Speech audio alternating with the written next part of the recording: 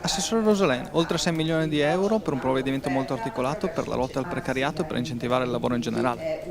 Abbiamo modificato il regolamento sugli incentivi di politiche attive del lavoro d'accordo con le organizzazioni sociali e con le parti datoriali, raccogliendo l'unanime consenso su 4 pilastri fondamentali.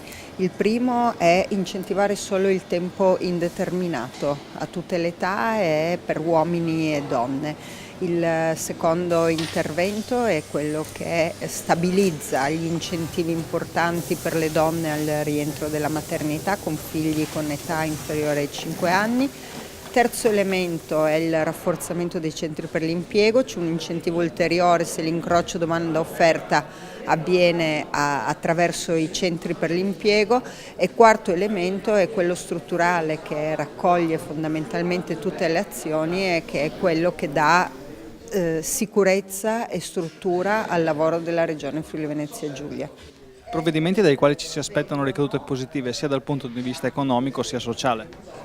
Noi ci aspettiamo ricadute positive dal punto di vista economico, sperando di mantenere il trend di aumento dell'occupazione che ci ha dato ragione sugli interventi anche nel terzo trimestre del 2018, come numero di occupati quasi il top mai raggiunto dal 2008. E ovviamente sono interventi che avranno ricadute su tutto il sistema sociale della nostra regione nel momento in cui assumiamo a tempo indeterminato persone e diamo la priorità alla conciliazione tra il lavoro e la famiglia, su cui molte donne devono scegliere. Credo abbiamo fatto un grande intervento che, sommato a tutte le politiche di socialità aziendale, di contrattazione di secondo livello che abbiamo inserito nella finanziaria, spero diano risposte importanti.